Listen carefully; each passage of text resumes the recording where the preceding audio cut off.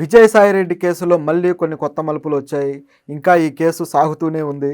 అసలు ఈ కేసులో ఉన్న కొత్త మలుపులేంటి? వాటి విషయం ఏంటో తెలుసుకుందాం. ఈరోజు విజయసాయిరెడ్డి కొత్తగా ఒక ట్వీట్ చేశారు. అందులో ఆయన ఏమన్నారంటే, నేను ఎవరికీ సమాధానం చెప్పాల్సిన అవసరం లేదు అని చెప్పేసి కొన్ని సమాధానాలు అయితే చెప్పారు. అదేంటంటే 2021లో శాంతితో నాకు పరిచయం అయింది. అది కూడా డిపార్ట్మెంట్కి సంబంధించిన విషయాల్లోనే ఆ పరిచయం అయింది. సో అది అలాగే ప్రొఫెషనల్గానే వెళ్ళింది తప్పితే ఇంక మరేమీ కాదు. సో నేను ఎవరికీ సమాధానం చెప్పాల్సిన పని లేదు అని చెప్పేసి ఆయన చెప్పారు. అలాగే తన తన మీద ఎవరైతే ఏ మీడియా అయితే బురద చల్లుతూ వస్తుందో, తనని ఎవరైతే ఇట్లా టార్గెట్ చేసి మరి ఈ దుష్ప్రచారాలు చేస్తున్నారో వాళ్ళ మీద నేను యాక్షన్ తీసుకుంటాను అని చెప్పేసి విజయసాయిరెడ్డి తన ట్వీట్లో చెప్పారనమాట. సో ఆయన గతంలో ప్రెస్ మీట్లో కూడా అదే చెప్పారు, మళ్ళీ ఈరోజు ట్వీట్లో కూడా అదే చెప్పాడు. మరి ఆయన ఎందుకు చెప్పారో తెలియదు, కానీ దీని వెనక అంటే ఈ ట్వీట్ ఇలా చేయడం వెనక మరి ఇన్ని రోజులు ఆలోచించి ఏం ఆలోచించాడో, మరి ఎందుకు ఏం నిర్ణయం తీసుకున్నాడో డౌట్ వస్తుంది. అయితే దీనికి సమాధానం కానీ ఆలోచిస్తే ఒక విషయం మాత్రం క్లారిఫై అవుతుందన్నమాట. ఈ టాపిక్ని ఇంతటితో వదిలేయండి అని చెప్పి మీడియాకి ఒక హింట్ ఇస్తున్నాడేమో అనిపిస్తూ ఉంది. ఎందుకంటే ఈరోజు విజయసాయిరెడ్డితో నాకు ప్రమాదం ఉంది అని చెప్పేసి ఈ మదన్ మోహన్ ఎవరైతే ఉన్నారో ఆయన హోమ్ మినిస్టర్ని కలిసి వాళ్ళకు ఒక ఫిర్యాదు చేయడం జరిగింది. హోమ్ మినిస్టర్ అనిత గారిని కలిశారు, ఆమెకి ఫిర్యాదు చేశారు. సో ఆవిడకి ఫిర్యాదు చేస్తూ ఆ ఫిర్యాదులో ఆయన కొన్ని ఇంట్రెస్టింగ్ విషయాలు పేర్కొన్నాడు అనమాట. ఇప్పటిదాకా మదన్ మోహన్ ఈయన మీద అనేక ఆరోపణలు చేస్తూ వచ్చాడు. అది కూడా ఎవరికి భయపడకుండా చాలా కాన్ఫిడెంట్గా చాలా గట్టిగా ఆయన తన వాదన వినిపిస్తూ వచ్చాడు. ప్రెస్ మీట్లు కావచ్చు, లైవ్లు కావచ్చు, ప్రతిదీ కూడా ఆయన ముందుండి ఇవిగో ప్రూఫ్లు నా దగ్గర ఉన్నాయి, నేను స్టడీ చేశానని చెప్పేసి అనేక ప్రూఫ్లు, డాక్యుమెంట్లు అవి ఇవి అన్నీ తీసి ఆయన చూపించడం జరిగింది. సో చాలా రోజులుగా ఇది నడుస్తూ ఉంది. సో ఆ ప్రూఫ్ల వల్ల కొంతమంది నమ్మే పరిస్థితి కూడా వచ్చింది. అయితే ఇన్ని రోజులు కూడా ఈయన విషయంలో, ఈ మదన్ మోహన్ విషయంలో విజయసాయిరెడ్డి ఒక్క వ్యాఖ్య కూడా చేయలేదు. కనీసం ఆయన కన్సిడర్ కూడా, ఆయన ఆరోపణలు కన్సిడర్ చేసినట్టు కూడా కనపడలేదు. నన్ను ఇలా ఎందుకు దుష్ప్రచారం చేశాడో అతన్ని కనీసం తిట్టడం కానీ ఒక మాట అనడం కూడా జరగలేదు. కేవలం మీడియా వాళ్ళని మాత్రమే దూషిస్తున్నాడు.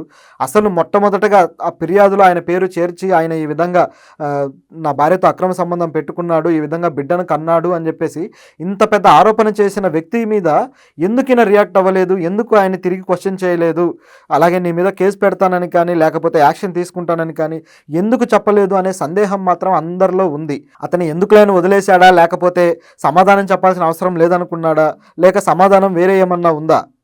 ఈ ప్రశ్నలు అయితే వస్తాయి కదా, రాకుండా ఎందుకు ఉంటాయి? ఇప్పుడు ప్రజల్లో ప్రతిదీ కూడా చూస్తూ ఉన్నారు.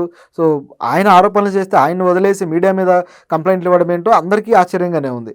అయితే ఈ రోజులు గడిచిపోయాయి, వారం రోజులు అయిపోయింది. సో ఈ వారం తర్వాత మరి మదన్ మోహన్ ఏమనుకున్నాడో తెలియదు, కానీ ఉన్నట్టుండి నా ప్రాణానికి ప్రమాదం ఉంది, నా ప్రాణహాని ఉంది నాకు అని చెప్పేసి ఆయన ఒక ఫిర్యాదు చేసి ఆ ఫిర్యాదు రూపంలో అనిత గారిని కలవడం జరిగింది. సో ఇప్పుడు తను సెక్యూరిటీ కోరుకున్నారు. మరి ఆయనకి సెక్యూరిటీ ఇస్తుందా గవర్నమెంట్ లేదా అనేది కూడా తెలీదు.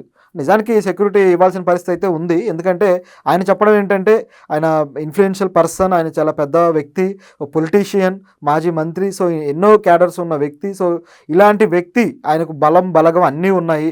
ఈ వ్యక్తి నన్ను ఒంటరివాడైనా నన్ను ఏదైనా అటాక్ చేస్తే పరిస్థితి ఏంటి అని చెప్పేసి ఈయన భయపడుతూ ఉన్నాడు అనమాట. సో ఇప్పుడున్న పరిస్థితుల్లో చూస్తే ఆయన అటాక్ చేసే ధైర్యం చేయకపోవచ్చు. ఎందుకంటే ఇప్పుడు కాస్త అంతా కూడా వైసీపీ వాళ్ళ మీద దాడులు ఈ పద్ధతి వెళ్తూ ఉంది కాబట్టి, పైగా ఈ విషయంలో ఈయన కాస్త ఏది మాట్లాడినా సరే అవసరమైన దానికన్నా ఎక్కువగా అగ్రెసివ్గా రియాక్ట్ అవ్వడమా, లేకపోతే అసలైన వ్యక్తులను వదిలేసి కొసరు వ్యక్తుల మీద రియాక్ట్ అవ్వడమా, ఇదే చేస్తూ వచ్చాడు విజయసాయిరెడ్డి.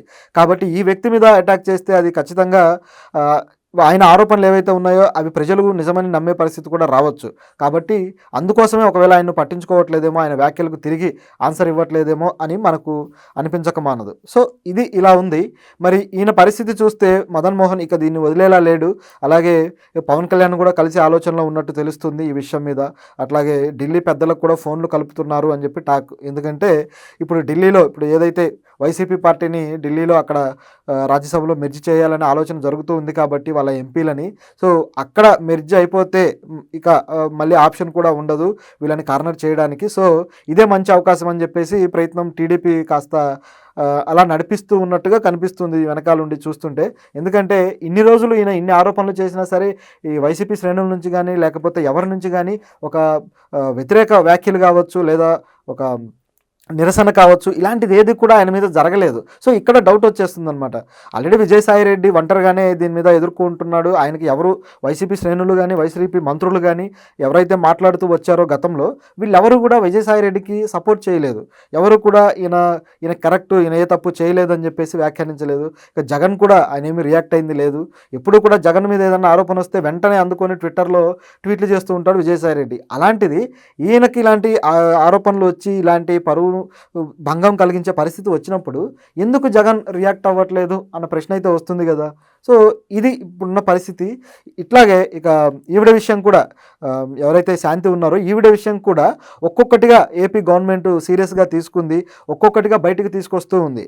సో ఈ విషయం ఏంటంటే, నిన్ననే దేవాదాయ శాఖ మినిస్టర్ ఒక ప్రెస్ మీట్ పెట్టేసి అందులో అనేక విషయాలు ఆమె గురించి చెప్పడం జరిగింది. ఆ కేసులు కావచ్చు, ఆమె ఏమేమి అక్రమాలు చేశారో అవన్నీ కూడా వరుసపెట్టి చెప్తూ వచ్చారనమాట.